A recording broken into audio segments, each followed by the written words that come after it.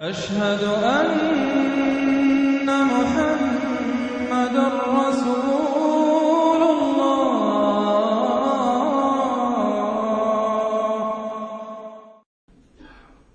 اعوذ باللہ من الشیطان الرجیم بسم اللہ الرحمن الرحیم حامیم والکتاب المبین انا انزلناہ فی لیلۃ مبارکۃ انا کنا منذرین فیہا یفرق کل امر حکیم امرا من عندنا انا کنا مرسلین رحمتا من ربک انه هو السمیع العلیم رب السماوات والارض وما بینہما ان کنتم موقنین صدق اللہ العظیم رب اشرح لی صدری ویسر لی امری واحلل عقدۃ من لسانی یفقہوا قولی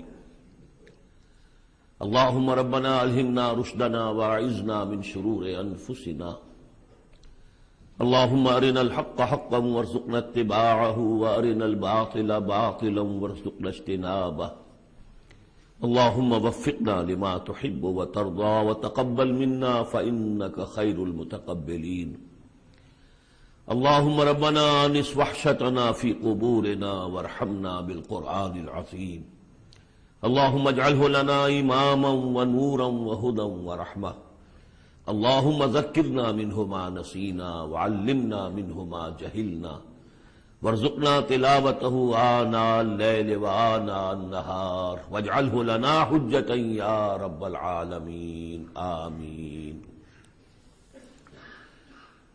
اس سے پہلے کہ ہم دورہ ترجمہ قرآن کے سلسلے کو شروع کریں، آج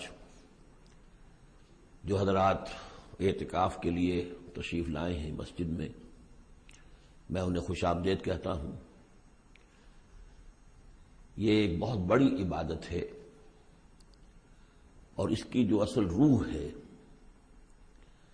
وہ اپنی توجہ کا ارتکاز ہے اللہ کی طرف، اللہ کی بات کی طرف، اللہ کے کلام کی طرف۔ ہندوؤں میں دو لفظ مستعمل ہیں، گیان اور دھیان۔ گیان دھیان، گیان دھیان۔ گیان ہے علم کے لیے اور دھیان ہے توجہ کو، دھیان کو، توجہ کو مرتکز کرنا۔ تو دو چیزیں ہیں، علم صحیح علم حاصل ہو انسان کو، اور دوسری طرف یہ کہ وہ اپنی توجہ کو مرکوز کرے۔ جیسے ہم نماز کے لیے کھڑے ہوتے ہیں تو انی وجہت وجہی للذی فطر السماوات والارض حنیفا، وہاں بھی اصل شے توجہ ہے، میں نے اپنا چہرہ بالکل سیدھا کر لیا ہے اس ہستی کی طرف کہ جس نے آسمان اور زمین کو پیدا کیا۔ تو چونکہ معمولات ہوتے ہیں انسانی زندگی کے، ہر شخص کے اپنے اپنے معمولات ہیں، تو ان معمولات میں انسان اس طرح گم سا ہو جاتا ہے کہ اس کی توجہ پھر نہیں ہوتی اللہ کی طرف، ہوتی بھی ہے تو بڑی یوں سمجھیے کہ گنڈے دار جیسے نماز ہوتی ہے، ایسی توجہ کبھی ہو گئی، کبھی خیال آ گیا، پھر کسی کام میں مصروف ہو گئے، پھر کبھی کچھ ہوش آیا، پھر کبھی کسی اور ضرورت نے اپنی طرف متوجہ کر لیا۔ تو ان روٹینز کو اور معمولات کو توڑ کر پھر یہ 10 دن 9 دن انسان یکسو ہو جائے، اللہ کے در پر آ کر ڈیرا لگائے۔ تو قانوناً تو اعتکاف اسی کا نام ہے کہ آپ یہ دن یہاں گزار رہے ہیں بغیر کسی شدید جو ضرورت ہے، طبی انسان کی ضروریات جو ہیں اس کی سوا آپ مسجد سے باہر نہیں نکل سکتے۔ قانوناً تو یہ آپ پورا کر دیں گے تو بس اس کا یہ کہ اعتکاف ہو گیا، لیکن اس کی روح جو ہے وہ توجہ ہے، ارتکاز۔ اس مسجد کا جو اعتکاف ہے وہ اس اعتبار سے ایک دو آتشاہ اسے آپ کہہ سکتے ہیں کہ اس میں معتکف حضرات جو ہیں پہلی 5 یا 6 راتوں میں قرآن مجید کا 1/6 حصہ ترجمے کے ساتھ سنیں گے۔ یہ بات شاید کہیں اور کسی اور اعتکاف میں یہ میسر نہ ہو۔ تو اگرچہ قرآن حکیم کا یہ دورہ ترجمہ قرآن کا بڑا حصہ تو پورا ہو چکا، تقریباً 25ویں پارے کی آخری صورتیں ہیں جو آج ہم پڑھیں گے ابتدا میں، لیکن اس کے باوجود آپ سمجھ لیجئے اسی آج ہی کے ہمارے سبق میں سورہ احقاف میں ایک ذکر آئے گا کہ کچھ جنات نے صرف 1 مرتبہ قرآن سنا حضور سے، اور اس کا نتیجہ یہ نکلا کہ وہ ایمان بھی لے آئے اور مبلغ بن گئے، داعی بن گئے۔ تو اگر آپ 5 دن تک قرآن سنیں گے آپ کی زندگیوں میں ہو سکتا ہے، اللہ کرے کہ عظیم انقلاب برپا ہو جائے. آپ کے مقاصد زندگی میں، رخ کیا میں نے رکھا ہوا ہے، کدھر میں جا رہا ہوں، اس کے بارے میں سوچتے ہوئے، اپنا تجزیہ کرتے ہوئے، اپنا احتساب کرتے ہوئے انسان اگر قرآن کو پڑھے اور سنے تو تھوڑا سا قرآن بھی، چند آیتیں ہوتی تھی جن سے لوگوں کی قسمتیں بدل جاتی تھی. تو آپ تو 5 پارے سنیں گے ترجمے کے ساتھ، اور اس میں بڑی اہم صورتیں آ رہی ہیں، اور بڑی بڑی صورتوں کے مضامین کے جو خلاصے اللہ انسانی فطرت سے واقف ہے. تو بعض لوگ ہوتے ہیں کہ جو زیادہ محنت کر سکتے ہیں، بعض چاہتے ہیں ذرا ہمیں خلاصے مل جائیں، بعض لوگ پوری کتابیں پڑھتے ہیں امتحان کے لیے اپنے، اور بعض جو ہے خلاصوں سے کام چلاتے ہیں. تو اللہ نے سب کے لیے رکھا ہے کہ بڑے بڑے اہم مضامین جو بڑی طویل مکی صورتوں میں آئے ہیں، مدنی صورتوں میں، ان کے خلاصے اللہ نے چھوٹی چھوٹی مدنی صورتوں کے اندر دے دیے ہیں. وہ حصہ ہمیں پڑھنا ہے، کل سے شروع ہو جائے گا انشاءاللہ. لیکن اس میں کہ نیت جو ہے اس کی تصحیح بہت ضروری ہے. نیت یہ ہے، کر لیجئے شعوری طور پر کہ ہمیں قرآن سننا ہے تو اس ارادے کے ساتھ سننا ہے کہ جو بات سمجھ میں آ جائے اور دل گواہی دے دے کہ یہ شخص جو ترجمہ کر رہا ہے یہ تصنع نہیں کر رہا ہے، تکلف نہیں کر رہا ہے، یہ خود اپنی طرف سے کچھ نہیں ملا رہا ہے، بلکہ واقعتاً جو اللہ کا کلام ہے اسی کو پیش کر رہا ہے، اور دل یہ گواہی دے دے کہ یہ حق ہے، صحیح ہے. تو پھر اس پر عمل پھر لازم ہے، پہلے سے فیصلہ کیا ہو کہ درمال حق ہے سودار. اب تم فیصلہ کر لو کہ جدھر حق مجھے موڑے گا میں مڑ جاؤں گا. یہ نہیں کہ اب پوری زندگی تو ادھر اس رخ پر گزری ہے، پوری زندگی تو میں اس کام میں لگا رہا ہوں، اب کیسے میں آخری وقت میں آ کر، یا یہ کہ میں نے تو فلاں رخ پر بڑی تیاری کی ہے، بڑی محنتیں صرف کی ہیں، اب میں کیسے اس کو چھوڑ دوں. نہیں، درمال حق ہے سودار، حق جدھر مڑے تم مڑ جاؤ. یہ فیصلہ کر کے اگر سنیں گے تو میں سمجھتا ہوں کہ انقلاب عظیم بھی برپا ہو سکتا ہے، انسانی زندگی کا رخ بدل جاتا ہے. اس کے لیے یہ ہے کہ ذہنوں کو تیار کیجئے. جو باتیں واضح طور پر سمجھنے کی وہ یہ ہے کہ پہلے تو یہ معلوم ہو کہ ہمارا دین ہے کیا. آیا یہ صرف دوسرے مذاہب کی طرح ایک مذہب ہے یا کوئی دین پورا مکمل نظام زندگی ہے؟ وہ تو آج ہی انشاءاللہ ایک صورت سے حوالے سے آپ کی سمجھ میں بات آ جائے گی. پھر یہ کہ وہ دین ہم سے کیا چاہتا ہے. آیا نماز روزہ ہم نے کر دیا تو بس تقاضے پورے ہو گئے، یا یہ کہ اس کے علاوہ دین کا کوئی تقاضا ہے؟ یہ 2 چیزیں سمجھ میں آنی چاہیے انسان کے. تو انشاءاللہ تعالی اس حصے میں قرآن مجید کے ان چیزوں کی بڑی جامعیت کے ساتھ لیکن بڑی وضاحت کے ساتھ جو اس کا بیان ہوگا. بس اسی پر اکتفا کر رہا ہوں. ہم سورہ دخان شروع کر رہے ہیں. بسم اللہ الرحمن الرحیم. حامیم والکتاب المبین. اس سے پہلی سورت سورہ زخرف ہم پڑھ چکے ہیں، اور سورہ زخرف میں اور سورہ دخان میں وہی نسبت زوجیت ہے. یہ دونوں سورتیں جوڑے کی شکل میں ہیں. چنانچہ آغاز بالکل وہی ہے، حامیم والکتاب المبین. حامیم قسم ہے اس روشن کتاب کی، واضح کتاب کی. اور قسم کے بعد مقسم علیہ یہاں نہیں ہے، وہ میں بتا چکا ہوں. ان تمام صورتوں میں گویا کہ محذوف ہے مقسم علیہ. قسم کس بات پر کھائی؟ یاسین والقرآن الحکیم انک لمن المرسلین. تو انک لمن المرسلین یہاں پر محذوف مانیے. گواہ ہے یہ قرآن، روشن قرآن، کہ اے محمد آپ اللہ کے رسول ہیں. یہ آپ کی رسالت کا ثبوت ہے، قطعی ہے. اور دوسری نسبت جو ہے ان دونوں صورتوں میں، وہاں ذکر تھا کہ یہ قرآن جو ہے ہمارے پاس ہے، اصل قرآن. وَإِنَّهُ فِي أُمِّ الْكِتَابِ لَدَيْنَا لَعَلِيٌّ حَكِيمٌ. یہ قرآن جو ہے اصل تو ہمارے پاس ہے. لوح محفوظ بھی اسے کہا گیا ہے آخری پارے میں، اور کتاب مقدون بھی کہا گیا اسے سورہ واقعہ میں. یہاں ام الکتاب کہا گیا تھا، وہاں ہے اصل قرآن. اب وہاں سے اس کے نزول کا ذکر جو ہے وہ اس سورہ مبارکہ کے شروع میں ہو رہا ہے. تو گویا کہ مضامین کی یہ مشابہت ہے. انا انزلناہ فی لیلۃ مبارکہ. ہم نے اس کو نازل کیا ہے ایک مبارک شب میں. چونکہ 21ویں تاریخ ہے، یہ 21ویں شب شروع ہو چکی ہے. تو یہ بھی سمجھ لیجئے کہ یہ عشرہ جسے کہ حضور نے کہا ہے کہ آخری عشرہ جو ہے اتق من النار، آگ سے چھٹکارا پانے کا ہے. جس نے یہ عشرہ پایا زندگی میں اور پھر بھی اس کی اصل قدر نہ کی اور آگ سے چھٹکارا نہ پایا تو بڑا ہی بد نصیب ہوا. تو اسی میں لیلۃ القدر ہے، اور لیلۃ القدر پر ایک مکمل صورت ہے آخری پارے میں، انا انزلناہ فی لیلۃ القدر. لیکن قرآن مجید میں اہم مضامین چونکہ کم از کم 2 مرتبہ آتے ہیں، وہی مضمون یہاں بھی ہے. لیلہ مبارکہ اور لیلۃ القدر ایک ہی شے ہے، ایک ہی رات کا نام ہے۔ انا انزلناہ فی لیلۃ المبارکۃ، ہم نے اس کو نازل کیا ایک بڑی مبارک شب میں۔ انا کنا منذرین، ہم ہیں خبردار کر دینے والے۔ رسالت کا اصل مقصد، کتابوں کا اصل مقصد انذار، خبردار کرنا۔ یا ایھا المدثر قم فانذر، کھڑے ہو جائیے، کمر کسیے اور خبردار کر دیجئے لوگوں کو کہ زندگی یہی زندگی نہیں ہے، یہ تو زندگی کا بڑا ہی ایک چھوٹا سا حقیر سا دیباچہ ہے، اصل زندگی تو موت کے بعد ہے۔ وَإِنَّ دَارَ الْآخِرَةَ لَهِيَ الْحَيَوَانُ لَوْ كَانُوا يَعْلَمُونَ فِيهَا يُفْرَقُ كُلُّ أَمْرٍ حَكِيمٍ، اس لیلہ مبارکہ میں تمام پختہ فیصلے طے پا جاتے ہیں۔ ہم سورہ سجدہ میں پڑھ چکے ہیں کہ اللہ تعالیٰ کی جو تدبیر ہے، اس کائنات کی جو تدبیر فرما رہا ہے، تو ایک تو اس کی سکیمز بنتی ہیں، اس کے منصوبے بنتے ہیں، اس کے نقشے بنتے ہیں جو 1000 سال کے ہوتے ہیں۔ اللہ کا ایک دن 1000 سال کا ہے۔ یدبر الامر من السماء الى الارض ثم يعرج الیہ فی یوم کان مقدارہ 1000 سنۃ مما تعدون۔ لیکن پھر ہمارے حساب سے جو ہر سال کا معاملہ آتا ہے، تو یہ بھی ایک رات ایسی ہے سال کی۔ یہ اس یوں سمجھیے کہ جو کاسمک جو ایک امپائر ہے اللہ تعالیٰ، یہ بجٹ سیشن ہے سال کا، اور اس میں سال کے اندر ہونے والے سارے واقعات کے ضمن میں جو کچھ ہونا ہے وہ فیصلے طے پا کر اور یفرقو کا صحیح مفہوم ہوگا ایشو کر دیے جاتے ہیں۔ فرق کہتے ہیں علیحدہ کر دینا، گویا کہ اس رات وہ فیصلے ایشو کر کے اور ملائکہ کے حوالے کر دیے جاتے ہیں۔ تو چونکہ یہ رات وہ عظیم رات ہے کہ جس میں تمام سال کے فیصلے طے پا کر اور ملائکہ کے حوالے کر دیے جاتے ہیں کہ اب ان کی امپلیمنٹیشن کرو، وہ سول سروس ہے، وہ بیوروکریسی ہے اس کائناتی حکومت کی۔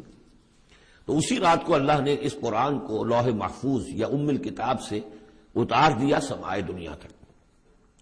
امرم من عندنا، اور یہ تمام احکام جو ہم طے کر لیتے ہیں اس شب میں، وہ ہماری طرف سے حکم ہوتے ہیں، طے پا چکے ہوتے ہیں۔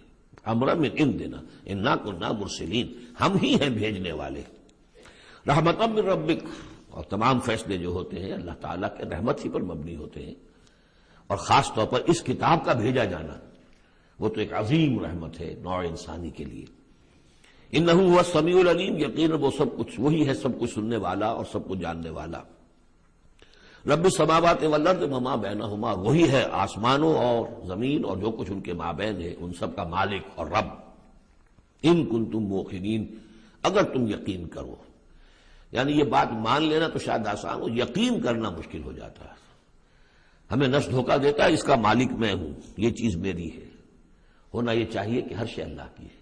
این امانت چند روزہ نزد ماست، در حقیقت مالک ہر شے خداست۔ میرے پاس تو یہ چند دن کے لیے امانت کے طور پر، یہ ہاتھ بھی اللہ کی امانت ہے جس نے مجھے دیا ہے۔ اللہ پوچھے گا کہ تم نے غلط کام تو نہیں لیا اس سے، اور یہ ہاتھ میرے خلاف گواہی دیں گے، ہم پڑھ چکے ہیں اس کو۔ ہمارے اپنے اعضاء جو ہیں، اپنے ہاتھ، ہمارے پاؤں، ہماری کھالیں ہمارے خلاف گواہی دیں گی۔ لا الہ الا هو یحیی و یمیت، اس کے سوا کوئی معبود نہیں، وہی زندہ رکھتا ہے، وہی مارتا ہے۔ ربکم و رب آبائکم الاولین، تمہارا بھی رب ہے، آقا ہے، اور تمہارے آباء و اجداد جو پچھلے ان کا بھی وہی رب اور آقا ہے۔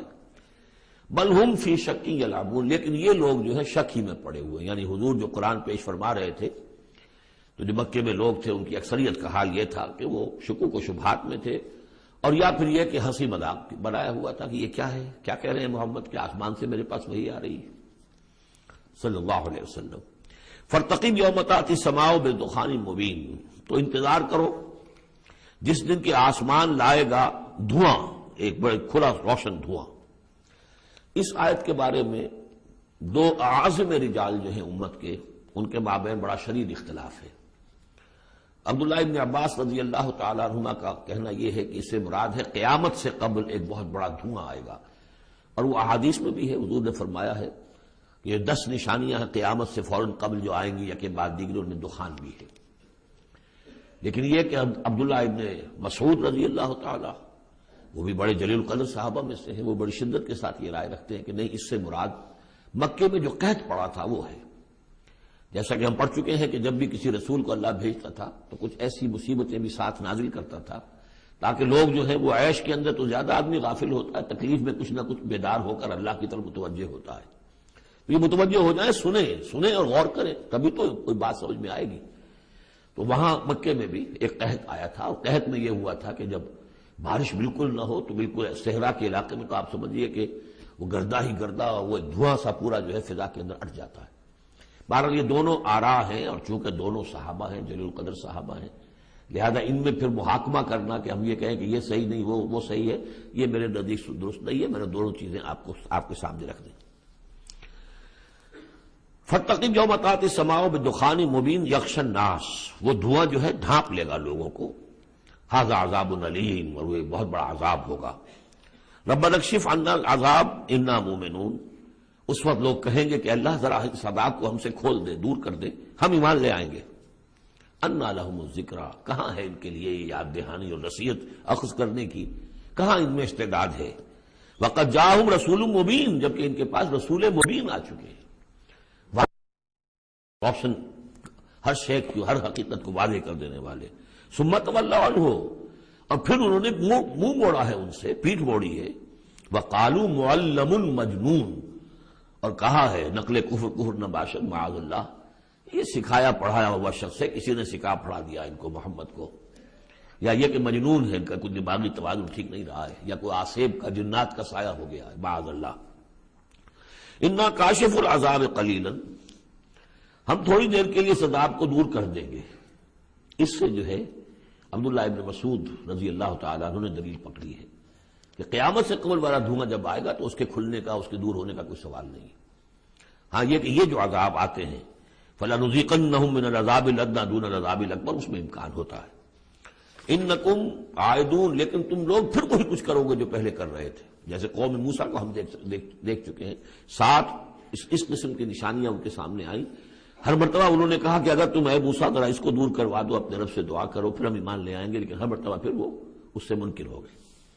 یوم نبطش البطشۃ الکبریٰ، جس دن کہ ہم انہیں پکڑیں گے بڑی پکڑ، یعنی بڑا عذاب جب آئے گا، انا منتقمون، تب ہم ان سے پورا انتقام لیں گے۔ وَلَقَدْ فَتَنَّا قَبْلَهُمْ قَوْمَ فِرْعَوْنَ، اور ہم نے ان سے پہلے فرعون کی قوم کو بھی آزمایا تھا۔ وَجَاءَهُمْ رَسُولٌ کریم، ان کے پاس بھی ایک بہت ہی باعزت رسول آئے تھے، حضرت موسیٰ علی نبینا وعلیہ الصلاۃ والسلام، ان ادوا الی عباد اللہ، انہوں نے مطالبہ کیا تھا کہ اللہ کے بندوں کو میرے حوالے کر دو، بنی اسرائیل کو میرے ساتھ جانے دو۔ انی لکم رسول امین، میں تمہارے لیے ہوں ایک امانت دار رسول، میں وہی پیغام لے کر آیا ہوں جو اللہ نے دیا ہے تمہارے رب نے۔ وَاللَّهُ تَعَالَى عَلَى اللَّهِ، دیکھو اللہ کے مقابلے میں سرکشی نہ کرو، یعنی میرے مخالفت کرو گے، میں اللہ کا رسول ہوں، اس کا نمائندہ ہوں، تو گویا کہ اللہ کے مقابلے میں سرکشی ہے۔ انی آتیکم بسلطان مبین، میں تمہارے پاس لے کر آیا ہوں ایک کھلی سند۔ وَإِنِّي عُذْتُ بِرَبِّي وَرَبِّكُمْ أَن تَرْجُمُونَ، اور میں نے پناہ پکڑ لی ہے اپنے رب کی جو تمہارا بھی رب ہے، لیکن تم مانتے نہیں ہو اس کو، کہ تم مجھے سنسار نہ کر سکو۔ وَإِن لَّمْ تُؤْمِنُوا لِي فَاعْتَزِلُونِ، تو اگر تم میری بات مانتے نہیں ہو تو کم سے کم مجھ سے دور رہو، میرے خلاف کسی اقدام کی کوشش نہ کرو۔ فَدَعَا رَبَّهُ أَنَّ هَٰؤُلَاءِ قَوْمٌ مُجْرِمُونَ، پھر انہوں نے اپنے رب سے دعا کی کہ پروردگار یہ فرعون اور اس کی قوم تو یہ تو جرم پر اڑے ہوئے ہیں، مجرم ہیں۔ فَأَسْرِ بِعِبَادِي، اللہ نے یہ حکم دے دیا کہ ٹھیک ہے میرے بندوں کو لے کر راتوں رات نکل جاؤ، لیلاً انکم متبعون، اور دیکھو تمہارا پیچھا کیا جائے گا، تعاقب کیا جائے گا۔ وَاتْرُكِ الْبَحْرَ رَهْوًا، اور دیکھو جب تمہارے لیے ہم سمندر کو پھاڑ دیں گے، راستہ بنائیں گے، تو اس سمندر کو اسی طرح رکا ہوا رہنے دینا۔ وَاتْرُكِ الْبَحْرَ رَهْوًا إِنَّهُمْ جُندٌ مُغْرَقُونَ، اس لیے کہ یہ بھی تمہارا تعاقب کرتے ہوئے وہاں سے گزرنے کی کوشش کریں گے اور پھر یہ غرق ہو جائیں گے۔ کم ترکوا من جنات وعیون، کتنے ہی انہوں نے باغات چھوڑے جو انہوں نے بنائے تھے بڑی محنت سے، اور عیون اور چشمے سب چھوڑ کر نکل آئے اور غرق ہو گئے۔ وزروع، اور کھیتیاں، ومقام کریم، اور کتنے اعلیٰ گھر، ونعمت، اور کیسے کیسے ناز و نام کا سامان، کانوا فیہا فاکہین، جس میں کہ وہ عیش کیا کرتے تھے۔ کذالک، یوں ہی ہوا، وَأَوْرَثْنَاهَا قَوْمًا آخَرِينَ، اور پھر ہم نے اس کا وارث بنا دیا ان تمام چیزوں کا اور لوگوں کو۔ فما بکت علیہم السماء والارض، تو نہ ان پر آسمان رویا اور نہ زمین۔ وما کانوا منظرین، نہ پھر انہیں کوئی مہلت ملی۔ وَلَقَدْ نَجَّيْنَا بَنِي إِسْرَائِيلَ مِنَ الْعَذَابِ الْمُهِينِ، اور ہم نے بنی اسرائیل کو اس ذلت آمیز عذاب سے کہ جس میں کہ قوم فرعون نے انہیں مبتلا کیا، وہ نجات دے دی، من فرعون سے۔ انہ کان عالیہ من المسرفین، وہ تو حد سے بڑھ جانے والا بھی تھا اور سرکش بھی بہت تھا۔ ایک تو شخص صرف یہ کہ معصیت کا ارتکاب کرتا ہے، گناہوں کا ارتکاب کرتا ہے، حد سے گزر جاتا ہے، ایک ایک سرکش بھی ہوتا ہے، دوہرا دوہرا جرم۔ وَلَقَدِ اخْتَرْنَاهُمْ عَلَىٰ عِلْمٍ عَلَى الْعَالَمِينَ، اور ہم نے بنی اسرائیل کو علم کے باوجود ہم نے انہیں پسند کیا تھا تمام جہان کی قوموں پر، یعنی بنی اسرائیل کی جو بھی خرابیاں یا کوتاہیاں وہ بھی ہمارے علم میں تھیں، لیکن یہ کہ پھر بھی ہم نے انہیں قبول کیا۔ اور واقعہ یہ کہ بہت بڑی ان کو اللہ تعالیٰ نے ان کو بڑی فضیلت دی۔ 2 مرتبہ سورہ بقرہ میں وہ آیت ہم پڑھ چکے ہیں، یا بنی اسرائیل اذکروا نعمتی التی انعمت علیکم وانی فضلتکم علی العالمین۔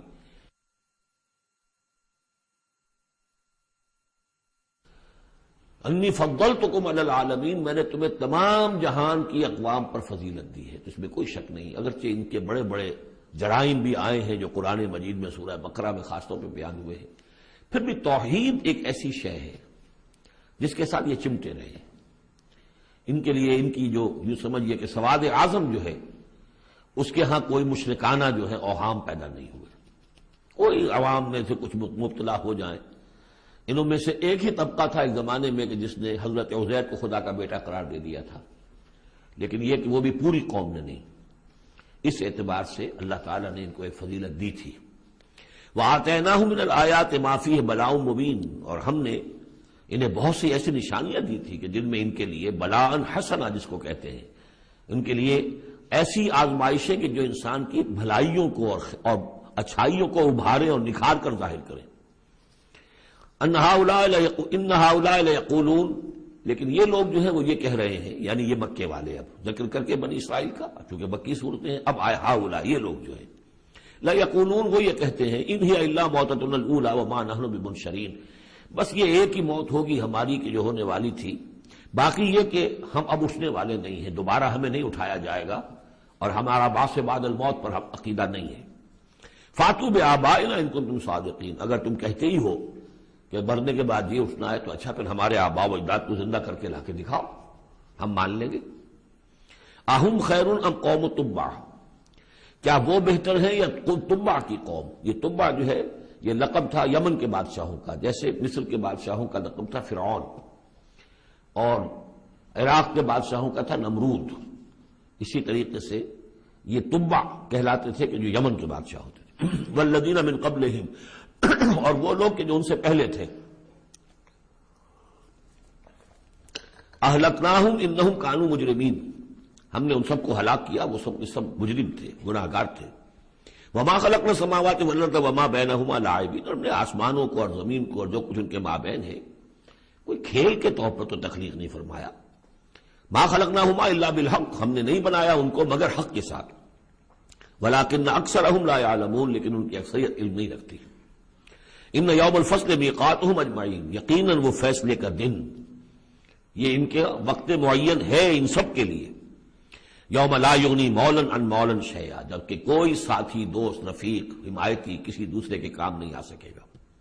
ولا هم ینصرون، نہ ان کی کوئی مدد کی جائے گی۔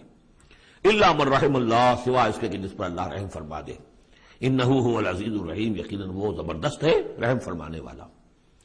ان شجرۃ الزقوم، اس کا پہلے بھی ذکر ہو چکا ہے، زقوم کا جو درخت ہے، طعام الاسیم، وہ گناہ گاروں کا کھانا ہے جو انہیں راشن ملے گا جہنم میں۔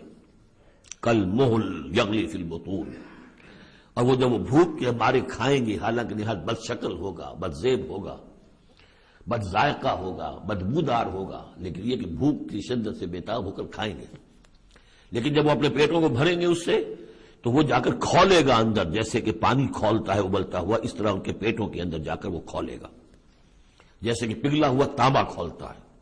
کغلی الحمیم، جیسے کہ پانی کھولتا ہے جبکہ۔ خذوہ فاعتلوہ الی سواء الجحیم، پھر کہا جائے گا پکڑو اس کو اب اور دھکیل کر اسے لے جاؤ عین بیچوں بیچ جہنم کے۔ ثم صبوا فوق راسہ من عذاب الحمیم، پھر اس کے سر کے اوپر ذرا کھولتے پانی کے تریڑوں کا عذاب دو، ذق، چکھو، انک انت العزیز الکریم، یقیناً تم تو بڑے زبردست ہو، بڑے باعزت ہو۔ اب ابو جہل سے کہا جائے گا نا تمہیں تو بڑا فخر تھا، تم تو بہت اکڑتے تھے، اے ولید بن مغیرہ تمہیں اپنی دولت پر، جائیداد پر بڑا فخر تھا، اب چکھو یہ مزہ، ذق انک انت العزیز الکریم، ان ھذا ما کنتم بہ تمترون، یہ وہ چیز ہے جس کے بارے میں تم دھوکے میں پڑے ہوئے تھے یا شک کر رہے تھے۔ ان المتقین فی مقام امین، اس کے برعکس جو متقی ہوں گے اللہ کے بندے وہ ہوں گے بڑے امن والی جگہ پر، پرسکون، فی جنات و عیون، باغات میں اور چشموں میں، یلبسون من سندس و استبرق متقابلین، لباس انہوں نے پہنا ہوگا جو باریک ریشم کا بھی ہوگا اور گاڑھے کا بھی، یعنی یہ کہ انسان کا جو نیچے کا حصہ لباس ہوتا ہے وہ گاڑھا ہوتا ہے، گاڑھا ریشم، اور اوپر جو ہے وہ باریک ریشم، متقابلین ایک دوسرے کے سامنے رخ کر کے بیٹھے ہوں گے، کذالک ایسے ہی ہوگا، وزوجناہم بحور عین، اور ہم ان کی شادی کر دیں گے، ان کو بیاہ دیں گے حوروں سے کہ جو بڑی بڑی آنکھوں والی ہوں گی، یدعون فیہا بکل فاکہۃ آمنین، پھر وہ آرڈر کریں گے، بنائیں گے، طلب کریں گے اس میں ہر طرح کی چیز بڑے اطمینان کے ساتھ، جو پھل چاہیں گے آرڈر دیں گے، لا یذوقون فیہا الموت الا الموتۃ الاولی، اب انہیں موت نہیں آئے گی، وہ موت جو آ چکی بس اس کے بعد اب کوئی موت نہیں، اب جنت میں ہمیشہ ہمیشہ کا قیام ہوگا، ووقاہم عذاب الجحیم، اور اللہ تعالیٰ نے ان کو بچا لیا ہے عذاب جہنم سے، اللہم ربنا اجعلنا منہم، اللہ تعالیٰ ہمیں بھی ان میں شامل کرے، فضلا من ربک، اور یہ فضل ہوگا تیرے رب کی طرف سے، یقیناً ان کے اعمال بھی ہوں گے، ان کی اپنی محنتیں بھی ہوں گی، لیکن یہ کہ صرف محنت اور صرف عمل نہیں، اللہ کا فضل، اس کا کرم، اس کی رحمت بھی ضروری ہے، ذالک هو الفوز العظیم، یقیناً یہ بہت بڑی کامیابی ہے، فإنما یسرناہ بلسانک لعلہم یتذکرون، تو ہم نے اے محمد صلی اللہ علیہ وسلم اس قرآن کو آپ کی زبان پر آسان کر دیا ہے، یہ بڑی فصیح زبان ہے قرآن کی، عربی زبان جو ہے کوئی ثقیل نہیں ہے، آپ مقامات حریری کتاب پڑھ کر دیکھیے، ایک ایک حرف کے اوپر جو ہے اتنے بھاری بھرکم الفاظ، جو یوں سمجھیے کہ جو بہت ہی نامانوس الفاظ ہوں استعمال کرتا ہے، ایک شخص اپنا دکھانا چاہتا ہے کہ میری ووکیبلری اتنی ہے، لیکن اللہ کے سامنے تو مقصد یہ ہے کہ لوگ سمجھ جائیں، اللہ کو اپنے علم کا مظاہرہ مقصود نہیں ہے، بلکہ یہ کہ تاکہ لوگ سمجھیں، تو بہت سادہ، سہل ممتنع جس کو کہا جاتا ہے عربی زبان میں، سہل ممتنع، فصاحت و بلاغت کی معراج، لیکن بہت آسان، فإنما یسرناہ بلسانک لعلہم یتذکرون، تاکہ وہ اسے نصیحت اخذ کریں، اس کو سمجھ سکیں، فرتقب انہم مرتقبون، تو اے نبی آپ بھی انتظار کیجئے، یہ بھی انتظار کر رہے ہیں، فرتقب اسی کے آگے وہ دخان مبین جو آنے والا ہے، گویا کہ اس کی پیش کی خبر دے دی گئی کہ اب وہ عذاب تم پر جو آئے گا، وہ عذاب کہ جس کی عبداللہ ابن مسعود رضی اللہ تعالیٰ عنہ کے نزدیک وہ قحط کا عذاب تھا۔